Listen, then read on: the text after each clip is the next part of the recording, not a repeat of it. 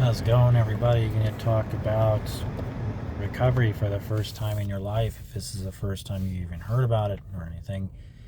One of the biggest recovery groups that I see on Facebook is actually to a very addictive substance such as nicotine and vaping, as I was a very, very heavy user of nicotine and vaping. I think this would be very helpful for those of you out there who are struggling with the abstinence from the use and the detoxification from the use. There is no easy way to quit nicotine. There's no easy way to quit addiction. You have to be brave and know that that is a very harsh reality and truth when you come to quitting any sort of addictive substance.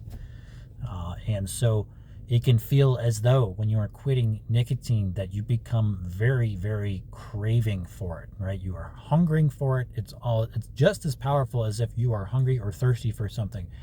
Therefore, it becomes very difficult because you want to act on those urges. Just know that those cravings do start to go away, but in order to overcome those cravings, you have to have strength, mental clarity and strength. And there are times when we are weak.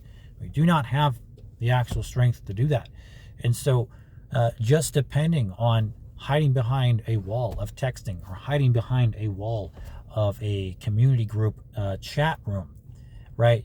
That can be helpful. But what I've learned is that is only good and it will only help for so long, right?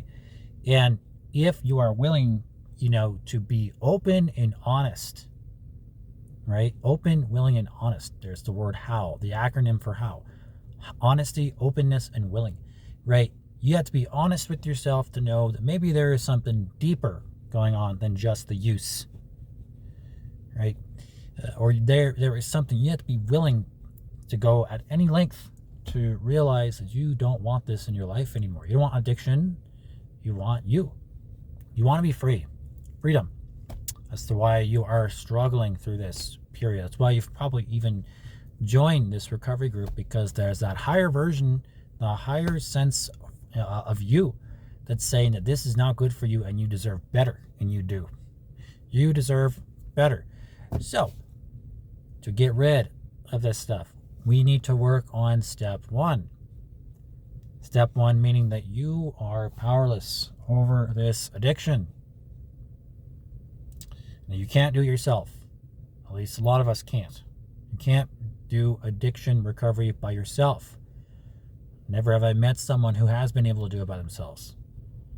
Even though that might be the common lie, is that people were able to do it themselves. Well, of course, they might have been able to stop that specific substance by themselves. It is highly likely that they gravitated towards something else to fill that. So, are you really dealing with addiction then? Are you really dealing with the mindset? Are you really willing, open, and honest to be with yourself and say, I am addicted, I like substances, and I really like it? It's okay to be honest with yourself and say you like it a lot. And that's great about recovery, is that we can be honest about that. We don't have to run and hide. We don't have to play these games with ourselves.